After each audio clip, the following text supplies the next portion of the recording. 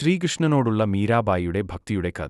16-ാം നൂറ്റാണ്ടിലെ സന്യാസിയും കവയിത്രിയുമായ മീരാബായി രാജസ്ഥാനിലെ ഒരു രാജകുടുംബത്തിലാണ് ജനിച്ചത്. വളരെ ചെറുപ്പം മുതലേ അവർ ഭഗവാൻ കൃഷ്ണനിൽ ആഴത്തിൽ ആകൃഷ്ടയായിരുന്നു. അവൾ ഒരു കുട്ടിയായിരുന്നപ്പോൾ ഒരു വിവാഹ ഘോഷയാത്ര കടന്നുപോകുന്നത് കണ്ട് നിഷ്കളങ്കമായി അമ്മയോട് ചോദിച്ചു, "എന്റെ ഭർത്താവ് ആരായിരിക്കും?" അവളുടെ അമ്മ കൃഷ്ണന്റെ ഒരു ചെറിയ വിഗ്രഹം ചൂണ്ടി പറഞ്ഞു, "കൃഷ്ണനാണ് നിങ്ങളുടെ നിത്യ ഭർത്താവ്." ആ നിമിഷം മുതൽ കൃഷ്ണൻ അവളുടെ ജീവിതത്തിന്റെ കേന്ദ്രമായി. അവൾ താൻ അവനെ വിവാഹം കഴിച്ചതായി കരുതി മണിക്കൂറുകളോളം അവന്റെ സ്തുതികൾ പാടുകയും കവിതകൾ രചിക്കുകയും ചെയ്തു.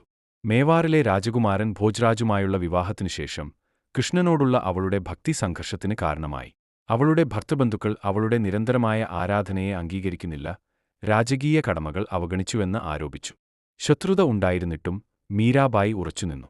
രാത്രിയിൽ അവൾ കൊട്ടാരത്തിൽ നിന്ന് പുറത്തിറങ്ങി കൃഷ്ണന്റെ ക്ഷേത്രങ്ങൾ സന്ദർശിക്കുകയും ഭജനകൾ, ഭക്തിഗാനങ്ങൾ പാടുകയും ചെയ്യുമായിരുന്നു.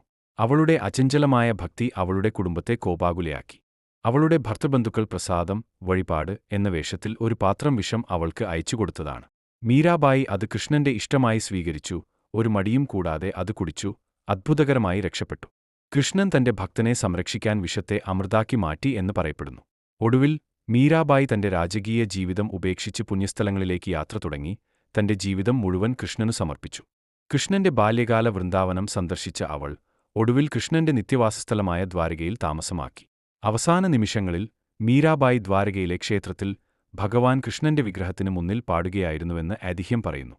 ഭക്തിയിൽ മുഴുകി അവൾ വിഗ്രഹത്തിൽ ലയിച്ചു. ഇത് തന്റെ പ്രിയപ്പെട്ട ഭഗവാനുമായുള്ള ആത്യന്തിക ഐക്യത്തെ പ്രതീകപ്പെടുത്തുന്നു.